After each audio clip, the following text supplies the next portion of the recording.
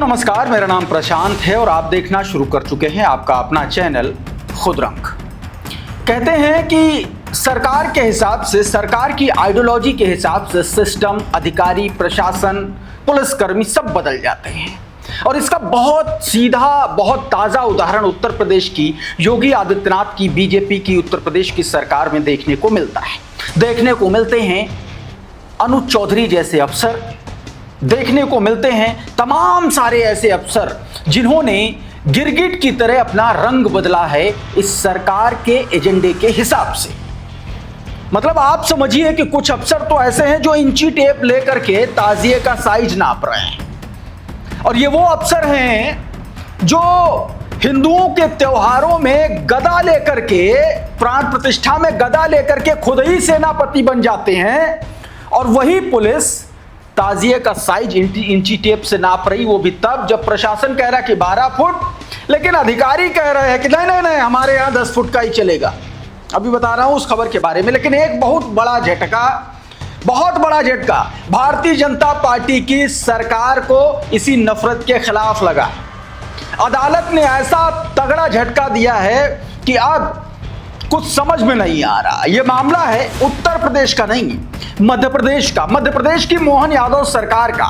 धार की एक इमामबाड़ा जहां पर ताजिया बनाने का एक परंपरागत तरीके तौर पर, मतलब आप समझिए कि आजादी के पहले से उस इमामबाड़े में ताजिया बनाने का कार्यक्रम चलता था।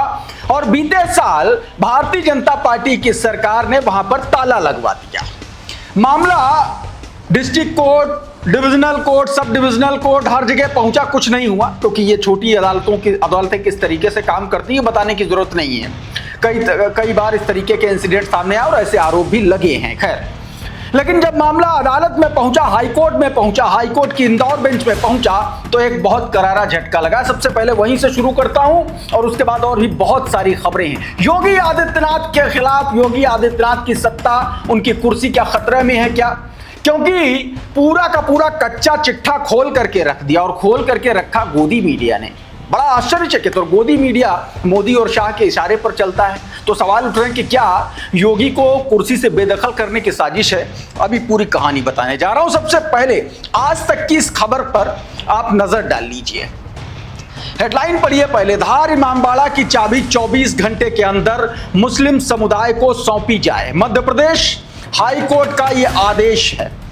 क्या बताया गया खबर में? कहा गया कि जस्टिस सुबोध अभयंकर और जस्टिस जयकुमार पिल्लई की डिवीजन बेंच ने याचिकाकर्ताओं और उनके समुदाय के कुछ वक्त के लिए इमामबाड़े का इस्तेमाल करने की इजाजत दे दी है। बेंच ने कहा कि अगर उन्हें 5 दिन यानी कि 1 जुलाई तक के लिए यह जगह दी जाती है तो राज्य सरकार को इससे कोई नुकसान नहीं होना चाहिए।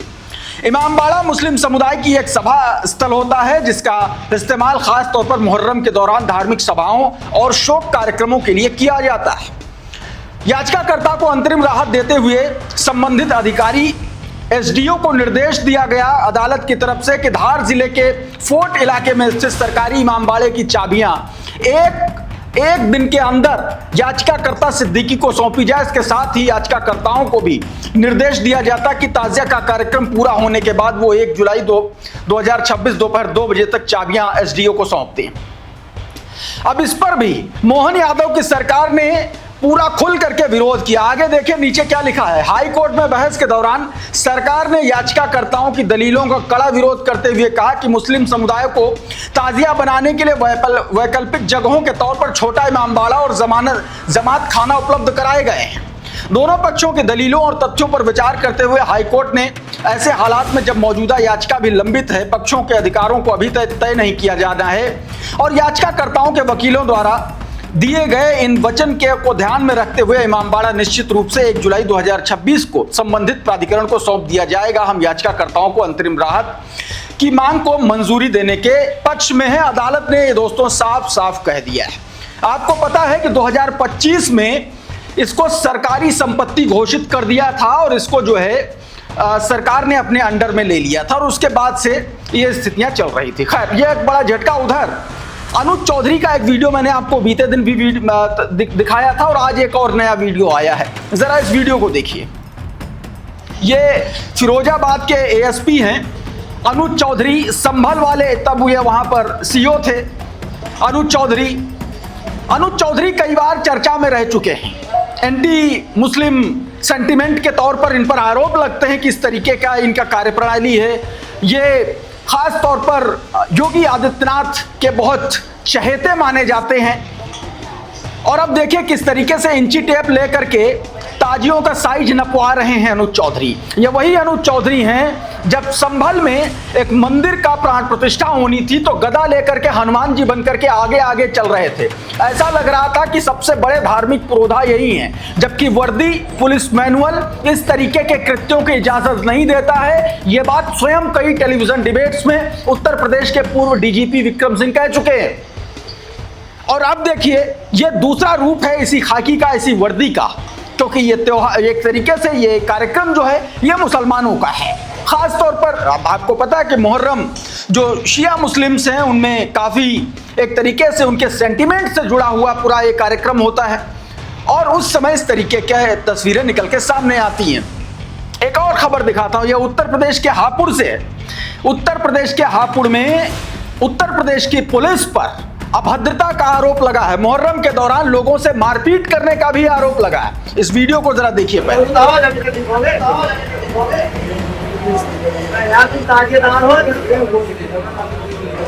ये दारोगा अरुण चौधरी हैं। उनको हटाए जाने की मांग को लेकर के थाना धौलाना क्षेत्र के धौलाना कस्बे का ये मामला है और यहाँ पर लोग पंचायत लगा करके बैठे हैं। सीधे तौर पर अभद्रता का आरोप। भारत समाचार ने ये खबर अपने ट्विटर हैंडल पर प्रकाशित की है, जिसके जरिए मैं आपको ये जानकारी देने की कोशिश कर रहा हूँ। और दूसरी तरफ योगी आदित्यनाथ की मुश्किलें 2027 का विधानसभा चुनाव आने से पहले बढ़ती हुई नजर आ रही हैं।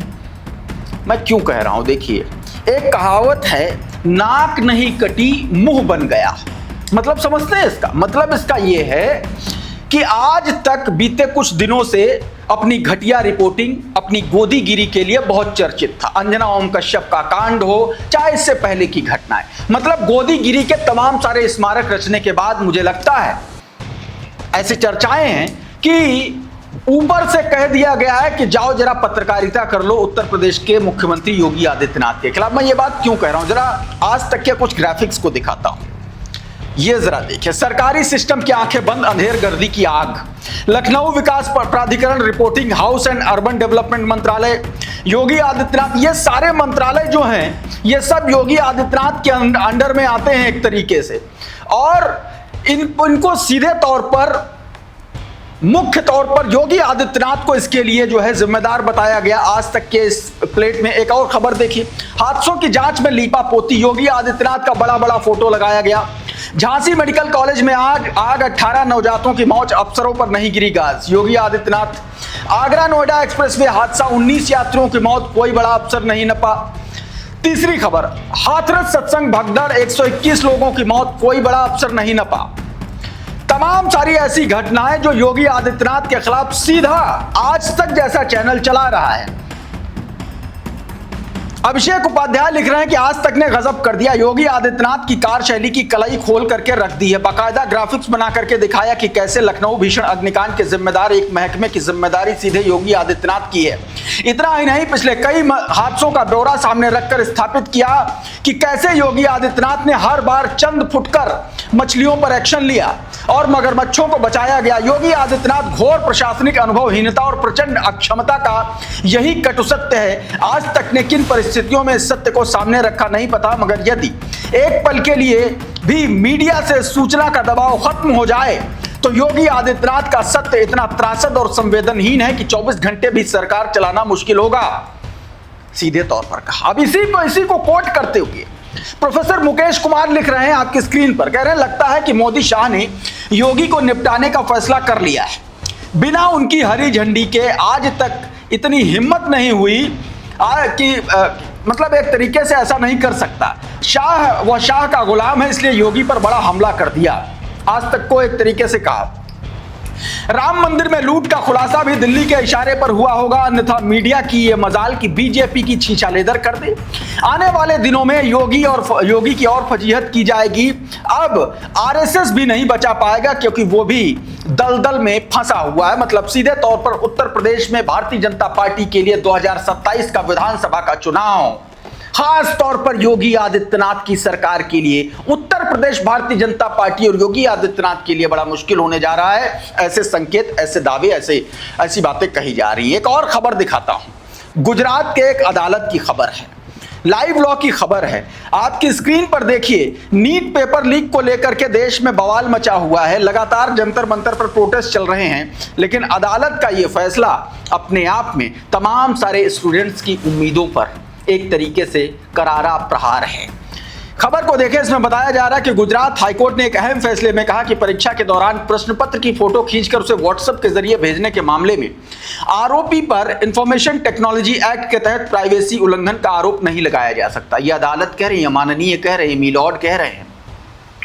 मामले में आरोपी पर आरोप था कि उसने परीक्षा के दौरान प्रश्न पत्र की तस्वीरें खींची और उसने अपने सह आरोपी भाई को व्हाट्सएप पर भेज दिया, लेकिन गुजरात हाईकोर्ट ने कहा कि इस घटना को निजता का उल्लंघन की श्रेणी में नहीं रखा जा सकता, इसलिए आईटी एक्ट के तहत लगाया गया यह आरोप रद्द किया जाता है। आप समझ रहे हैं, मतलब नीट का पेपर हो और अपने फोन से आप फोटो खींच करके सर्कुलेट कर दो, टेलीग्राम पर बेच दो, ना ना ना, ये नहीं है, ये उल्लंघन नहीं है।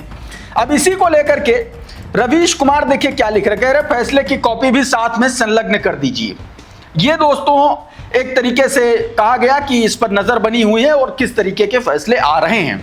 दोस्तों आपको मैंने बीते दिन भी एक तस्वीर दिखाई थी, एक खबर दिखाई थी कि कैसे एक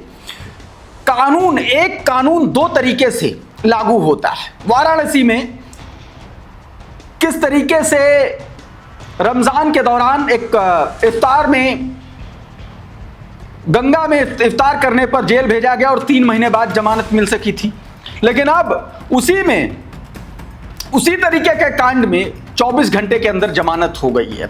ये कॉपी है एफआईआर की, ये धाराएं हैं और ये वो लोग हैं जो ताजे ताजे पकड़े गए हैं। इसमें भारतीय जनता पार्टी का एक पार्षद भी बताया जाता है।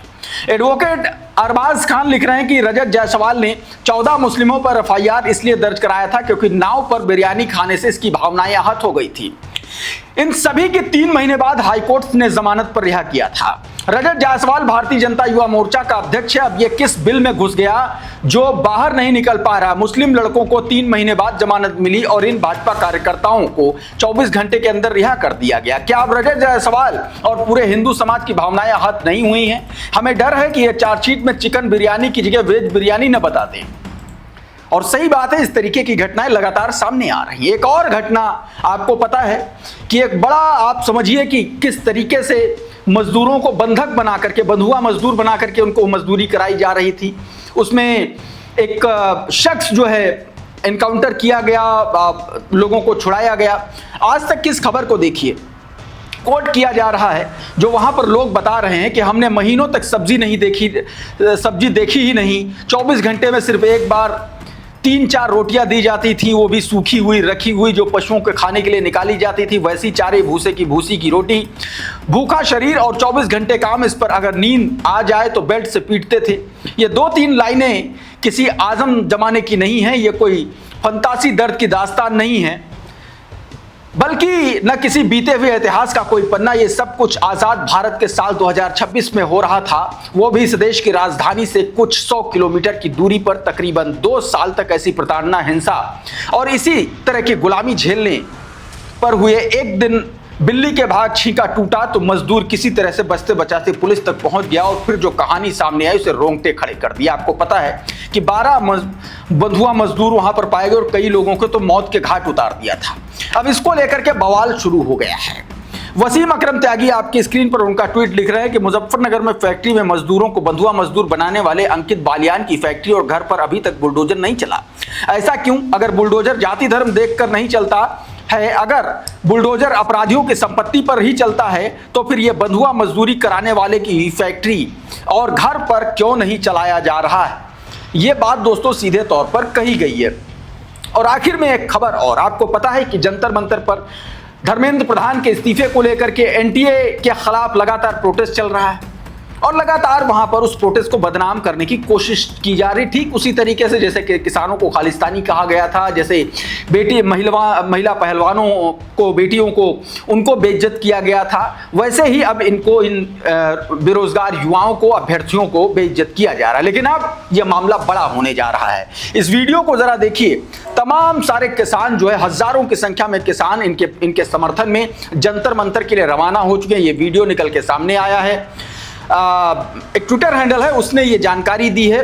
बताया गया कि जंतर मंतर पर स्टूडेंट्स के सपोर्ट में पंजाब से भारी संख्या में जो है जो किसान हैं वो इसको ज्वाइन करने के लिए पहुंच रहे हैं, और ये उसका वीडियो है, ये उसकी तस्वीरें हैं। तो साथियों, अभी के इस वीडियो में बहरहाल इतना ही। बहुत बहुत शुक्रिया, बहुत बहुत धन्यवाद। आप जुड़े रहिए आपके अपने चैनल खुदरंग के साथ। नमस्कार।